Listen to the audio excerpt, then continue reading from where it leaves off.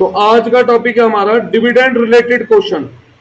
ठीक है, तो डिविडेंड में सबसे पहली बात आपको क्या याद रखनी है, डिविडेंड हमेशा सबसे पहले किसे दिया जाएगा, प्रेफरेंस शेयर होल्डर को। दो तरीके के शेयर होते हैं, एक इक्विटी शेयर होल्डर और एक प्रेफरेंस शेयर। तो सबसे पहले डिविडेंड प्रेफरेंस शेयर को दिया जाएगा। प्रेफरेंस शेयर में भी दो तरीके के प्रेफरेंस शेयर होते हैं, एक for the purpose of dividend, cumulative preference share और non cumulative preference share. Cumulative preference share वो प्रेफरेंस शेयर हैं जिनका एरियर डिविडेंड हम नेक्स्ट पीरियड के लिए क्या कर सकते हैं, कैरी फॉरवर्ड कर सकते हैं। लेकिन नॉन क्यूमुलेटिव डिविडेंड के लिए आप लोगों की एक कॉमन बात, जैसे हम कहते हैं ना, रात गई बात गई, मतलब पुरानी बात भूल जाओ। तो अगर सपोज करो किसी साल डिविडेंड नहीं दे पाए, कम पड़ गया, तो वो लैप्स हो गया, अगले साल कोई एरियर डिविडेंड कैरी नहीं होगा। No arrear for dividend will carry for next year। एक एग्जांपल देता हूं, यहां पर एक एग्जांपल देता हूं। जैसे सपोज करो 10% प्रेफरेंस शेयर कैपिटल है, रुपए 10 लाख की।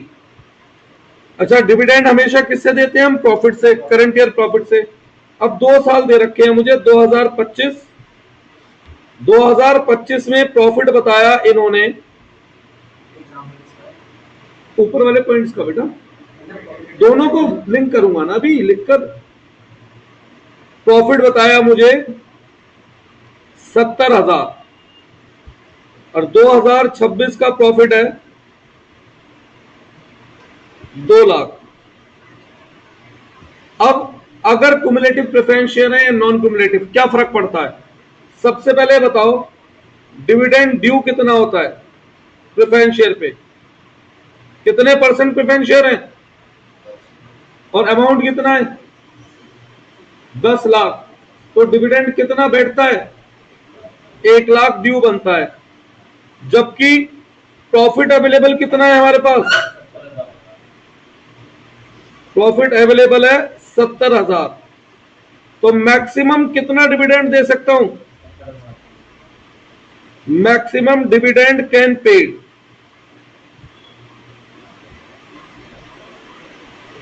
कितना, 70। तो एरियर डिविडेंड कितना बचा, एरियर डिविडेंड बचा 30,000। ठीक है। अब देखो अगले साल अगर क्यूमुलेटिव प्रेफरेंस शेयर है, ये कौन से हैं, क्यूमुलेटिव प्रेफरेंस शेयर हैं,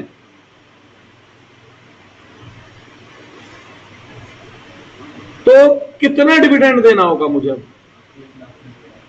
30,000 रुपए पुराना एरियर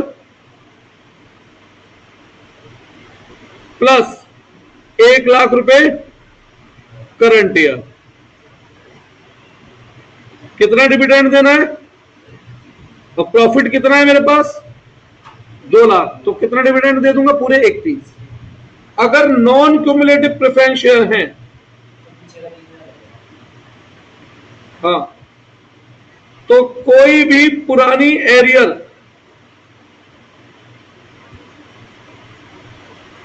कैरी फॉरवर्ड नहीं होगी, केवल कौन सा डिविडेंड दिया जाएगा, करंट ईयर का 1 लाख।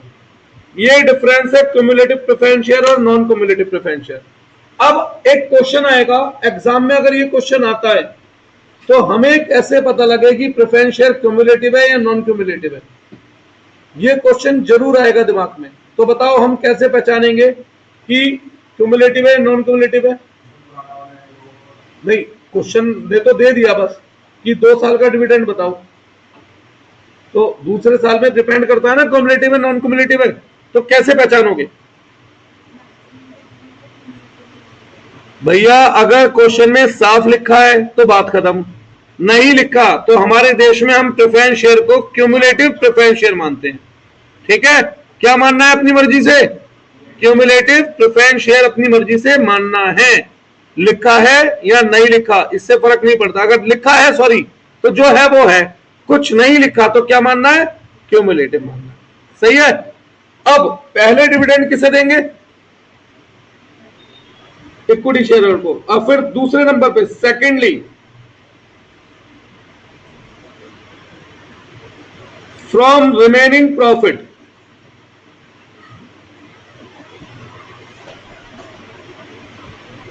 हम डिविडेंड किसे देंगे? Dividend to equity share holder. अच्छा प्रॉफिट ही ना बचे तो? अच्छा क्या डिविडेंड इक्विटी शेयर का अगले साल कैरी फॉरवर्ड होता है? नहीं, इक्विटी शेयर पे जब फिक्स डिविडेंड ही नहीं है तो कैरी किस बात का? ठीक है। अब अगर प्रॉफिट नहीं है तो डिविडेंड नहीं मिलेगा, कम है तो कम मिलेगा, ज्यादा आजकल में आ जाएगी बेटा वो एचडीएमआई केबल। बेटा वो साल में ऑनलाइन मंगाई है, बाहर बहुत महंगी दे रहे थे 1500, ऑनलाइन 450 की।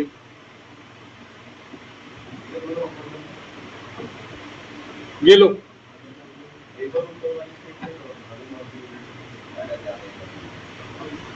यहीं से शुरुआत की आज मैंने।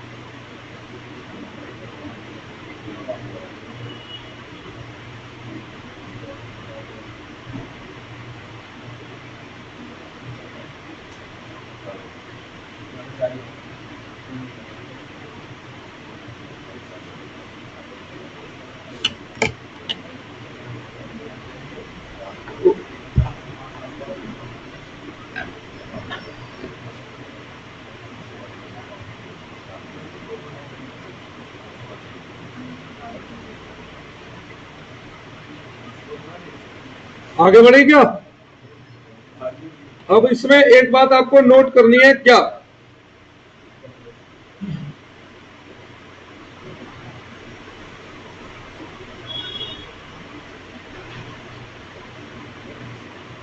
सुनो, note,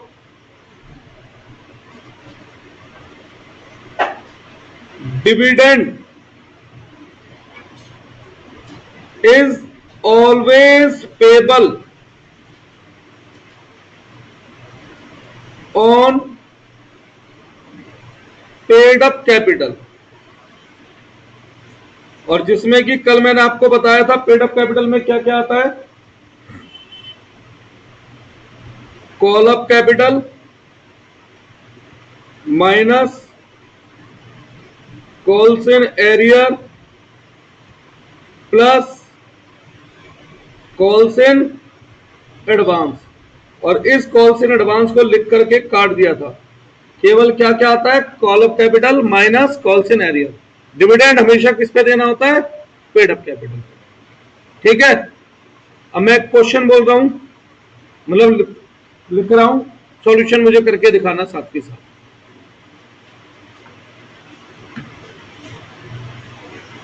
question,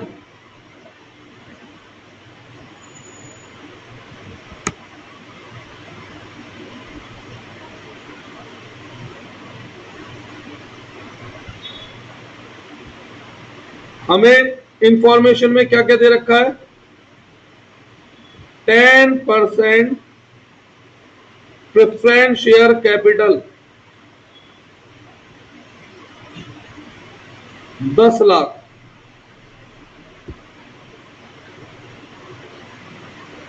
equity share capital 10 lakh, profit year 2025, profit दे रखा है हमें 80,000। ईयर 2026 प्रॉफिट दे रखा है हमें 2 lakh. Calculate amount of dividend which can be paid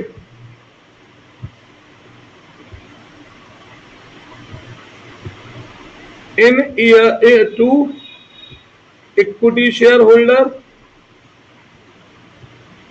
and preference shareholder in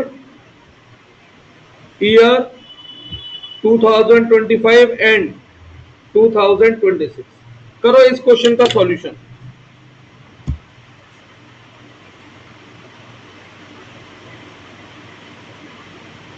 करिए।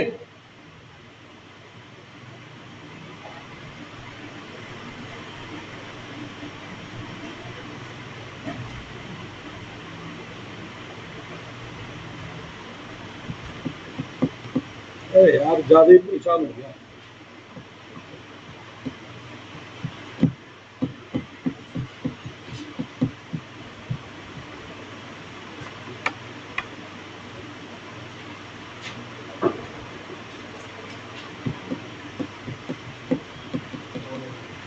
हो गया सॉल्यूशन। बताओ 25 में कितना डिविडेंड, प्रेफरेंस शेयर को कितना, 0, और 2026 में बस ठीक है। तो अगर मैं इसका सॉल्यूशन करूं,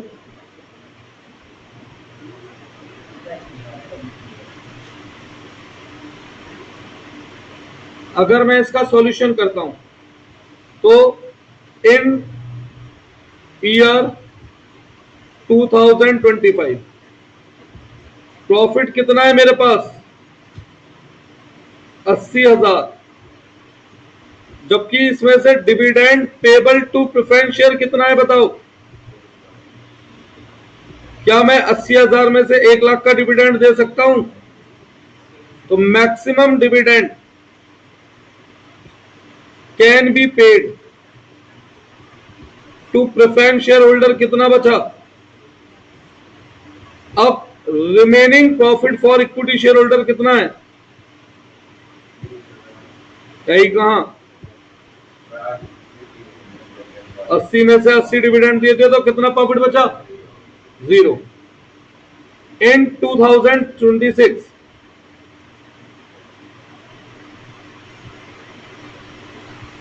प्रॉफिट कितना है, 2 लाख।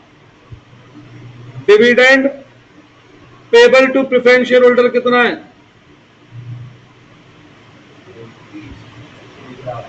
1 लाख नया प्लस 20,000 पुराना एरियर। तो डिविडेंड पे कितना कर दूंगा मैं,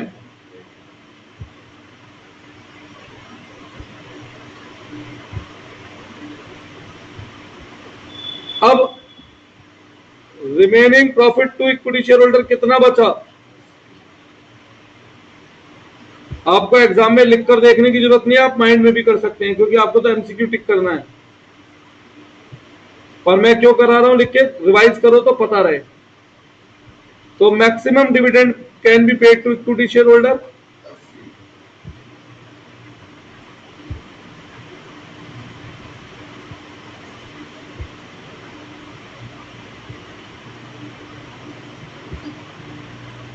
क्लियर है। हाँ जी, कोई डाउट है इसमें, श्योर। ये थे डिविडेंड रिलेटेड क्वेश्चन। अब आगे बढ़ते हैं।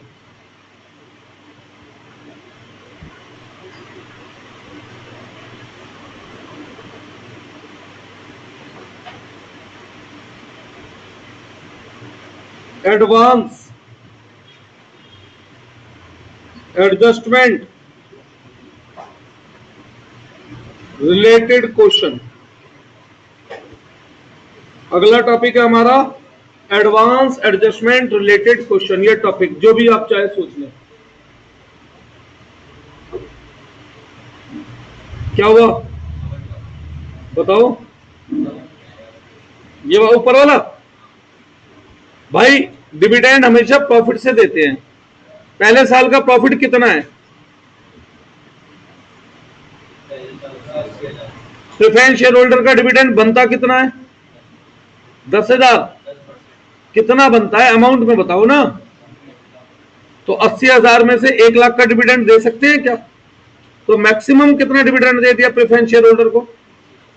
80 में से 80 प्रेफरेंस शेयर होल्डर को दे दिया, तो इक्विटी के लिए क्या बचा? प्रॉफिट 0।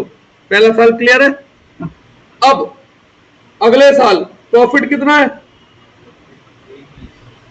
1,20 या 2 लाख?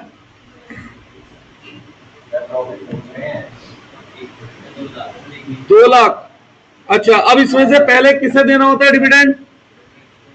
प्रेफरेंस शेयर को। प्रेफरेंस शेयर का डिविडेंड पिछले साल का कितना बच रहा है? 20 क्लियर है। और इस साल का 1 लाख, तो टोटल कितना बना? 1,20,000। 2 लाख में से 1,20,000 प्रेफरेंस शेयर को मैं डिविडेंड दे दूंगा, तो अभी भी कुछ प्रॉफिट बच जाएगा, तो वो मैं इक्विटी शेयर होल्डर को दे दूंगा। पहले प्रेफरेंस लिखवाया भी है, देखो बेटा मैंने, बच्चे क्या लिखा है? ऑर्डर फर्स्टली डिविडेंड किसे देना है, और अगर बचेगा तो सेकेंडली फ्रॉम रिमेनिंग प्रॉफिट किसे देना है। क्लियर? नॉन क्युमुलेटिव में बस क्या फर्क होता है? एरियर आगे कैरी फॉरवर्ड नहीं होता। एरियर उस साल ही भूल जाओ, अगले साल केवल अगले साल का मतलब है। Advance adjustment related question. हाँ भाई, एडवांस मिलता है हमें, मिल सकता है एप्लीकेशन पे एडवांस मिल जाता है अलॉटमेंट के लिए या फर्स्ट या सेकंड कॉल के लिए। तो उससे रिलेटेड क्वेश्चन अगर आ जाए कि भाई कितना एडवांस कहां एडजस्ट होगा, तो ध्यान है मैंने कैसे सिखाया था? एक टेबल बनवाई थी, उम्मीद कम है पर कवर कर लेते हैं, बुरे वक्त का पता नहीं। हाँ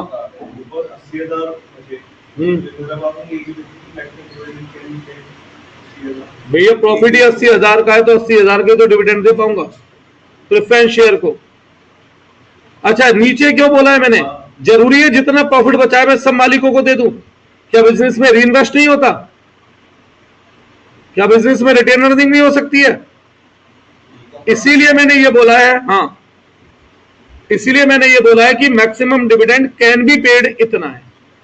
मैंने ये नहीं बोला इतना देना ही देना है, पर प्रेफरेंस शेयर को क्या देना होता है? Fix dividend. तो इसलिए मैंने वहां पे लिखा है पेड। क्या लिखा है मैंने वहां? पेड। सही है, लिख लो।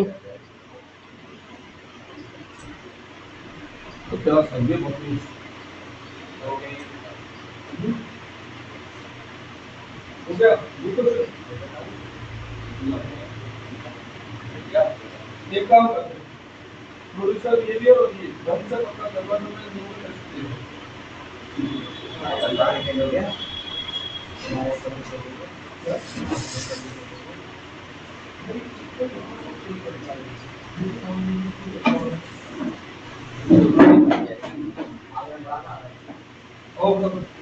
यार सुनो,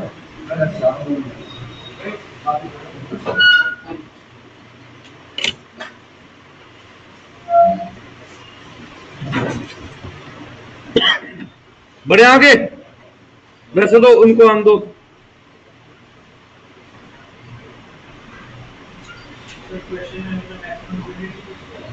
हाँ बेटा, इक्विटी शेयर के लिए कभी ये नहीं कहेगा फाइनल बताओ। फाइनल बताने के लिए कहेगा तो खुद बोलेगा कि इक्विटी शेयर होल्डर को 5% डिविडेंड देना है। किसका 5%? पेड अप कैपिटल का। किसका? Paid up capital. वो तो फिर डायरेक्ट ही हो गया, उसमें तो दिमाग ही नहीं लगाना हमें, है ना। आज मैं नोट्स बेसिकली जहां तक है पूरे कवर कर दूंगा। नेक्स्ट क्लास में फिर हम इसके 50-60 क्वेश्चन करेंगे एमसीक्यू।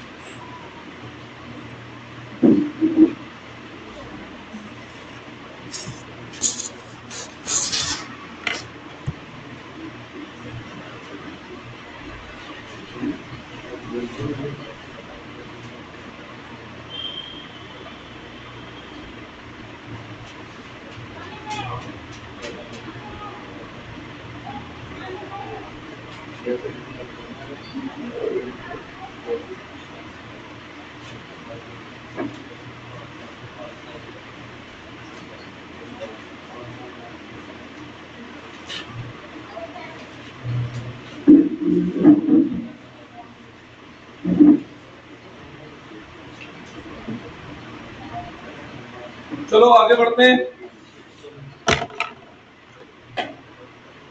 अब एडवांस रिलेटेड क्वेश्चन देखो, इसमें एक टेबल बनवाता था मैं, जरूरत शायद ना ही पड़े, पर छोड़ के कुछ नहीं जा रहे बेटा। एक तरफ मैं लिखता था applied share,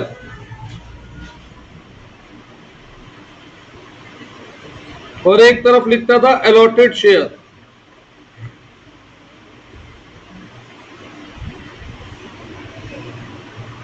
applied share, allotted share. एक तरफ लिखता था मैं एडवांस या रिफंड। एक एग्जांपल देता हूं, जैसे सपोज करो किसी पर्सन ने 10,000 शेयर मांगे, सॉरी यहां नहीं लिख ले, यहां लिख ले, 10,000 शेयर मांगे, हम उसे अलॉट कर रहे हैं 0 शेयर। तो जितने शेयर से पैसा आया है, किसके रेट से पैसा आता है वो? तो एप्लीकेशन के रेट से पैसा आया होता है, उसे क्या कर देंगे? रिफंड। किसी ने हमसे मांगे हैं 20,000 शेयर, हम उसे 20 के 20,000 शेयर अलॉट करते हैं, तो ना एडवांस ना रिफंड। किसी ने हमसे मांगे 50,000 शेयर, हम उसे 20,000 शेयर देते हैं,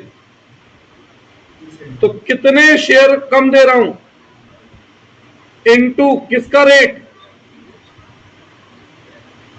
एप्लीकेशन रेट। क्या बनेगा ये हमारा? ये हमारा बनेगा एडवांस। अब ये एडवांस कहां एडजस्ट होगा? क्यों फर्स्ट कॉल पे नहीं पहुंच सकता? और बच जाए तो? उस बच जाए तो क्यों भाई? अगर सेकंड कॉल के बाद कुछ कॉल ही नहीं बची तो पैसा मार के कोई ना बैठ जाएगी कंपनी। आज के समय में तुझे पता है ये जो हम चैप्टर पढ़ रहे हैं ये सारी पढ़ाई बेकार है। सारी कंपनी एडवांस में एक ही बार में सारा पैसा ले लेती हैं और जनरली होता क्या है, आदमी मांगता ज्यादा, शेयर है मिलते कम है, तो पैसा रिफंड ही होता है। सही है। तो देखो इसमें फिर उसके बाद में क्या बनवाता था, टेबल बनवाता था, एडवांस एडजस्टमेंट टेबल। वैसे जरूरत ना ही पड़े पर फिर भी भैया पढ़ के तो चल देते हैं ना। जितनी कैटेगरी हो उतने कॉलम बना लो। जैसे 2 कैटेगरी का एडवांस है तो 2 कॉलम बना लो। कैटेगरी 1, कैटेगरी 2, जिसका भी एडवांस हो, क्या लिखा, एडवांस लिखा। ये एडवांस पहले कहां एडजस्ट होता है,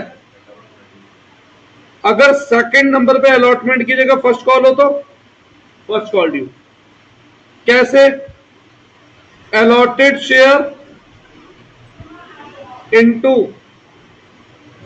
अलॉटमेंट रेट। क्या निकल कर आता है, रिमेनिंग एडवांस।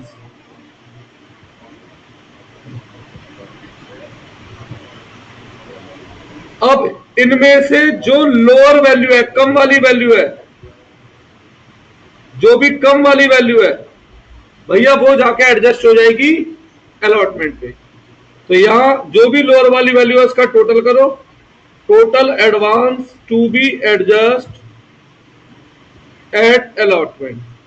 अब फॉर एग्जांपल देखो यहां पर है 80,000 और यह है 1 लाख। अब मेरे पास एडवांस ही 80,000 रुपए है, तो क्या उसमें से पूरे 1 लाख एडजस्ट हो सकते हैं ना मित्र? मैक्सिमम कितने हो सकते हैं? तो भाई कम वाला एडजस्ट हो गया। सपोज करो यहां पर है 80,000 और यहां है 30,000, तो भाई जब एडवांस मेरे पे 80 है और चाहिए केवल कितने पैसे, 30, तो पूरे 80 एडजस्ट कर दूं? 30 ही तो करूंगा, तो कौन सा वाला वैल्यू एडजस्ट होगी, कम वाली वैल्यू। रिमेनिंग एडवांस अगर माइनस में आ जाए तो वर्किंग रोक दो, प्लस में आ जाए तो वर्किंग क्या करो, कंटिन्यू रखो। क्या अभी बताता हूं बेटा। जैसे एडवांस है मेरे पास 80,000 और अलॉटमेंट बनती है 1 लाख, तो एडवांस मैक्सिमम कितना एडजस्ट कर सकता है तू, जितना है 80। लोअर वाले ही तो बता रहा हूं, 80 और 1 लाख में से कम वाली वैल्यू क्या है, तो 80,000 का एडवांस है तो मैक्सिमम 80 तो एडजस्ट कर पाएगा, 1 लाख कैसे, तो लोअर वाला एडजस्ट हुआ।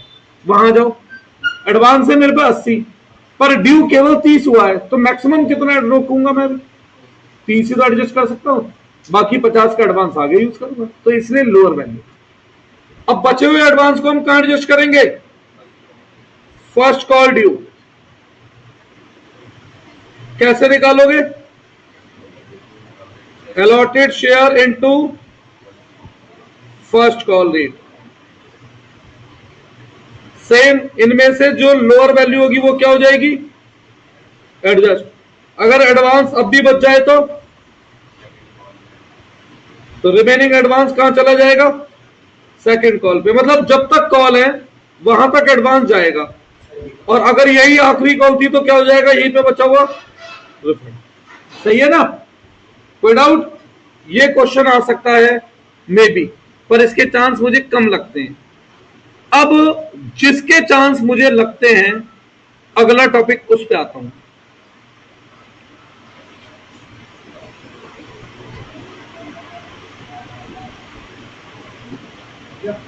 जी लेट से ये है 50 बचा हुआ, चाहिए फिर 30 तो 20 वापस कर दे, चाहिए 60 तो मैक्सिमम 50 यहीं पे यूज कर सकता है, उससे ज्यादा यूज कर ही नहीं सकता।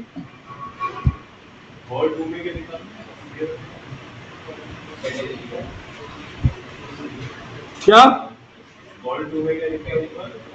और 30,000 एडवांस, मैंने एग्जांपल दे रहा था मैं बेटा, कैटेगरी 2 ना, हाँ कैटेगरी 2 में 80 और 30।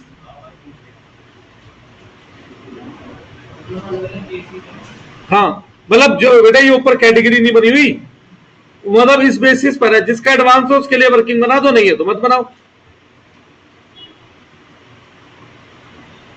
अब जो अगला मैं टॉपिक करा रहा हूं, वेरी वेरी वेरी इंपॉर्टेंट है इस चैप्टर से वो।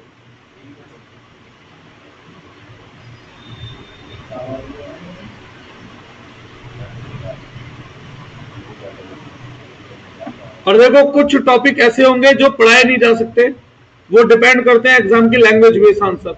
जैसे अब किसी पर्सन के अप्लाइड शेयर ही मांग ले हमसे वो, तो उसको मैं प्रीपेयर कोई नहीं कर सकता, वो तो लैंग्वेज से पता लगेगा कितने शेयर फॉरफिट हुए, कितने परसेंट हुए, है ना बेटा।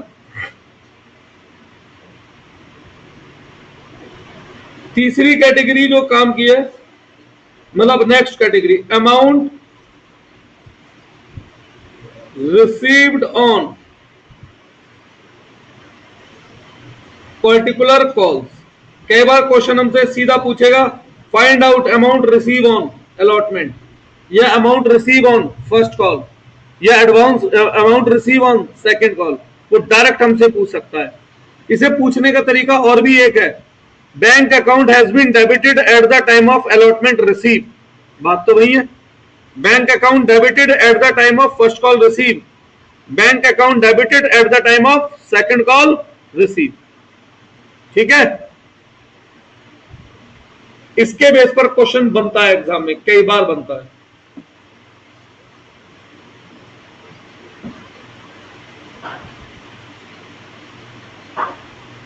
अगर कल बैच होगा तो मैं तेरे को बता ही दूंगा।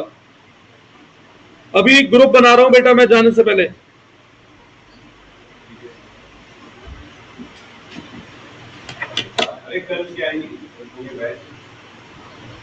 ग्रुप तो बनाना ही है, लेकिन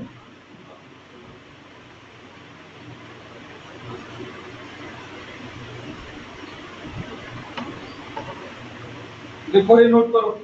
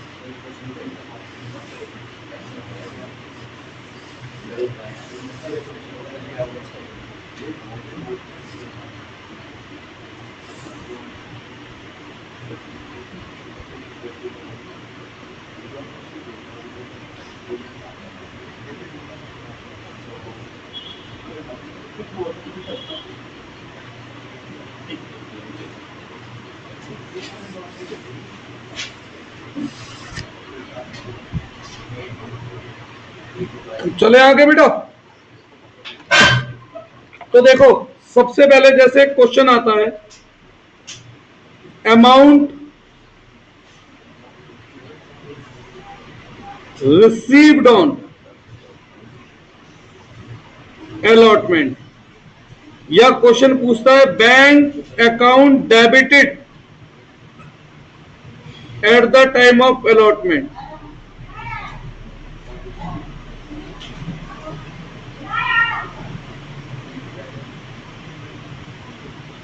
ठीक है, तो सबसे पहले क्या लिखते हैं हम, अलॉटमेंट ड्यू। कैसे, allotted share into allotment rate, इसमें से लेस करते हैं allotment already received in advance at application।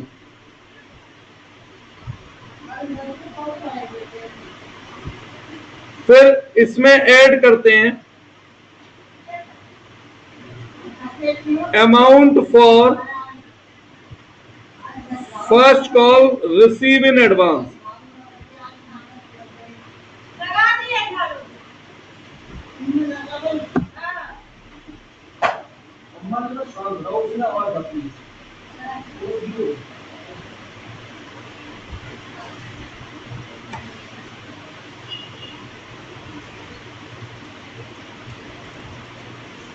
इसमें ऐड करते हैं amount for first call receive, first कह रहा हूं बेटा, second call receive in advance, और लेस करते हैं calls in arrear at allotment. अब ये calls in arrear at allotment कैसे निकलेगी? इसके लिए आप प्रोराटा की वर्किंग बनाते थे। भाई मैं तो खैर छोटा सा एक वर्किंग लिखवाता था। क्या करता था नमित इसमें अलॉटमेंट पे कॉल इन एरियर के लिए कोई वर्किंग बनाते थे? बनाते थे? कुछ नहीं करना है, छोटा सा नोट है वो कर लो, वो वर्किंग और ये नोट इक्वल है। सुनो क्या है वो, allotted share of defaulter into allotment rate minus advance of defaulter. बस यूज करके मैं दिखाऊंगा, सब समझ में आ जाएगा, निकल कर आ जाएगा अमाउंट रिसीव्ड ऑन अलॉटमेंट। ठीक है, ऐसे ही क्वेश्चन आ सकता है amount received at the time of first call या amount receive at the time of second call. First call का बना देता हूं, सेकंड कॉल का सेम रहे। अब ये सब मैं यूज करके भी दिखाऊंगा बेटा आपको, ये सब चीजें मैं यूज कर भी दिखाऊंगा आपको।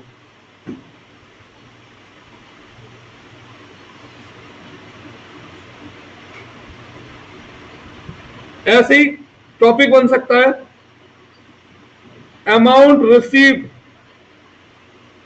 ऑन फर्स्ट कॉल या bank account debited at the time of first call. Question पूछ सकता है ये हमसे बेटा।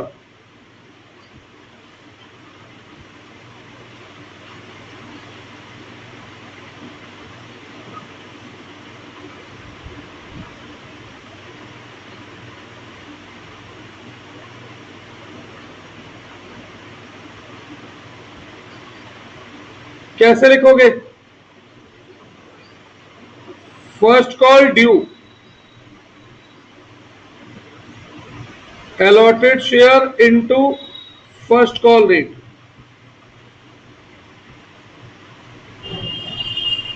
minus first call already received in advance, अगर पहले से एडवांस में आ चुकी है, minus calls in arrear at first call, same arrear की वही वर्किंग है ऊपर वाली, अगर फर्स्ट कॉल तक एडवांस गया होगा तो क्वेश्चन में, नहीं तो सीधा सीधा क्या लिख दोगे, allotted share of defaulter into first call rate minus advance of defaulter at first call। पर 99% श्योर हूं इसकी जरूरत पड़ेगी नहीं आपको, क्योंकि ऐसे क्वेश्चन हमारे होते ही नहीं थे जहां पे एडवांस फर्स्ट कॉल पे एडजस्ट हो रहा हो, है ना बेटा। ऐड कर दो amount of second call receive in advance at the time of first call. ऐसे क्या निकल कर आ जाएगा, जो क्वेश्चन हमसे चाहता है वो अमाउंट निकल कर आ जाएगा। सेम इसी तरीके से किसकी वर्किंग बन जाएगी, सेकंड कॉल।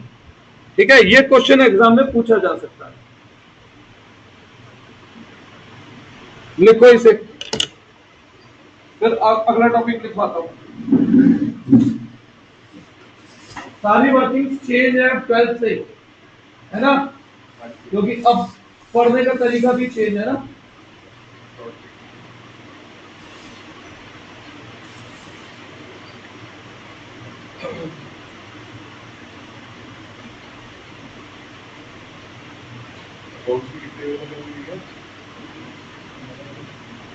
बस एक लास्ट टॉपिक हो जाएगा, वो करा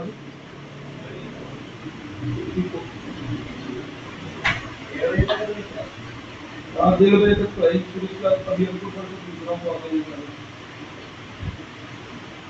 और से अरे ऐसा है कुछ शुरू हो रहा है ना हो गया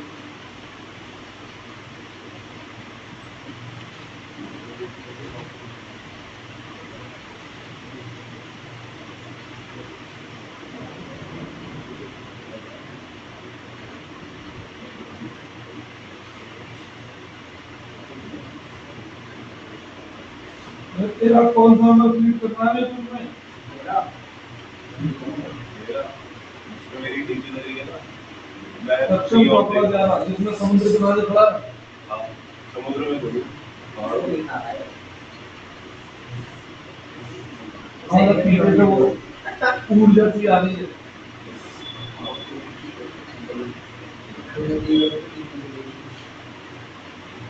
डेडलाइन कहते हैं, क्या कहते हैं वो पीछे वो आ रहा है, क्या कहते हैं ये किसी पढ़ने का मुझे नहीं नाम गाइडलाइन।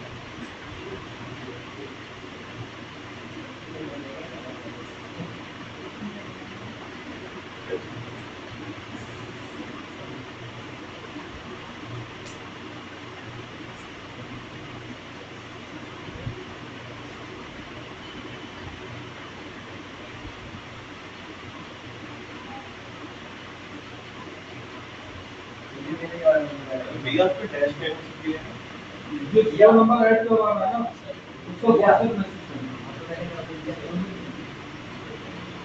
है भैया, क्या आपके डैश पे भी है।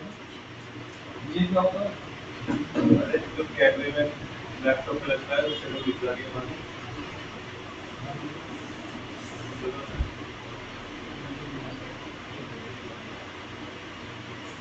आधे घंटे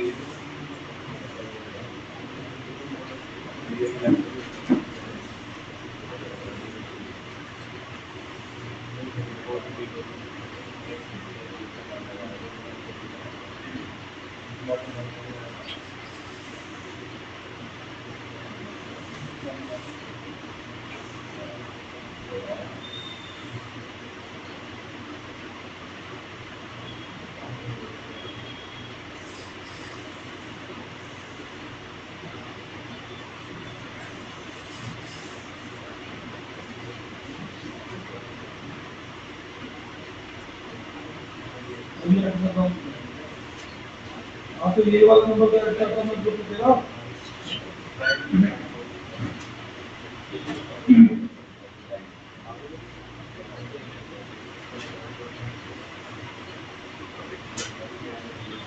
हमें कब नहीं मैसेज भेजा था बेटा मुझे भेजो दुकान चलो करें शुरू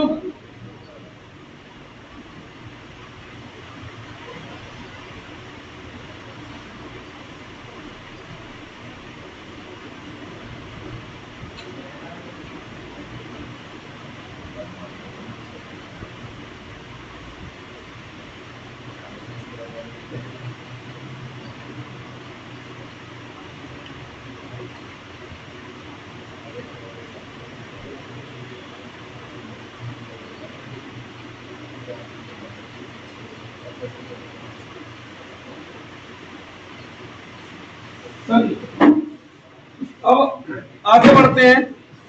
हमारा अगला टॉपिक है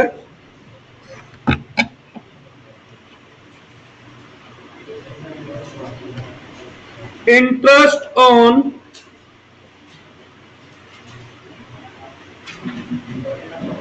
calls in advance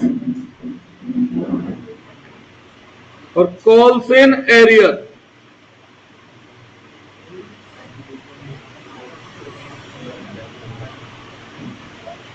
interest on calls in advance और कॉल्स इन एरियर।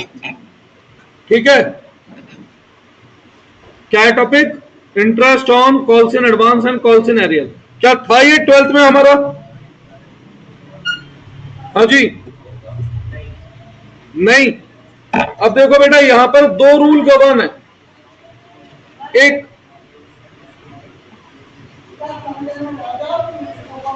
टेबल ए और एक टेबल एफ, ठीक है।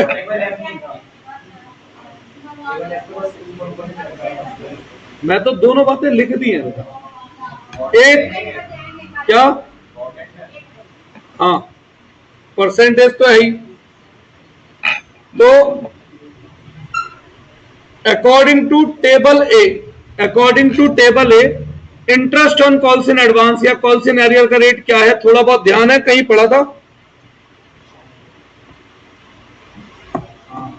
क्या, बताओ। टेबल ए आप लोगों ने पढ़ाई नहीं, ये कंपनी एक्ट 1956 था, और टेबल ए है कंपनी एक्ट 2013, ठीक है। अगर मैं बात करता हूं interest on calls in advance की, तो यहां पर interest on calls in advance हुआ करता था 6%, जो कि नया रेट है इसका 12। Interest on calls in arrear की बात करूं अगर मैं, पुराना रेट होता था इसका 5% और नया रेट क्या है 10%।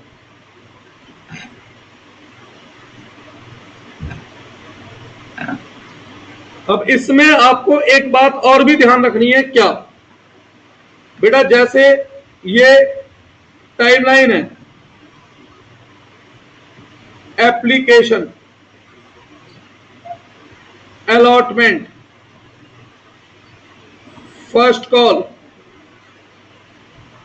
Second call and so on, ठीक। इसमें अब आपको याद रखना है कि एप्लीकेशन से लेकर अलॉटमेंट तक के बीच के पीरियड के लिए कभी भी कोई इंटरेस्ट प्रोवाइड नहीं किया जाएगा। No interest will be provided.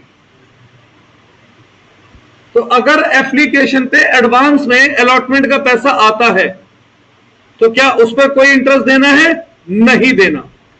अच्छा, अगर एप्लीकेशन पे एडवांस में फर्स्ट कॉल का पैसा आया हुआ है, ठीक है, एप्लीकेशन पे एडवांस में किसका पैसा आया हुआ है, तो इंटरेस्ट कितने पीरियड का देना है, एप्लीकेशन से फर्स्ट कॉल तक का या अलॉटमेंट से फर्स्ट कॉल तक का। एप्लीकेशन से अलॉटमेंट के पीरियड के बीच का नो इंटरेस्ट, और इंटरेस्ट केवल किसका, अलॉटमेंट से फर्स्ट कॉल की डेट तक का, ठीक है, अलॉटमेंट से फर्स्ट कॉल की डेट तक का।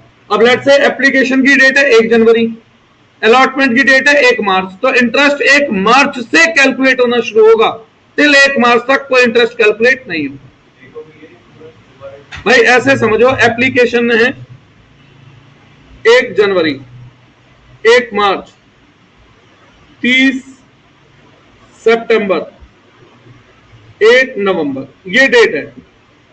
अब एप्लीकेशन पे मेरे पास अलॉटमेंट का पैसा एडवांस में आ रहा है, तो till from application till allotment date, इस बीच के पीरियड पे कोई इंटरेस्ट नहीं दिया जाता, तो इंटरेस्ट दूंगा ही नहीं उस एडवांस पे, सही है।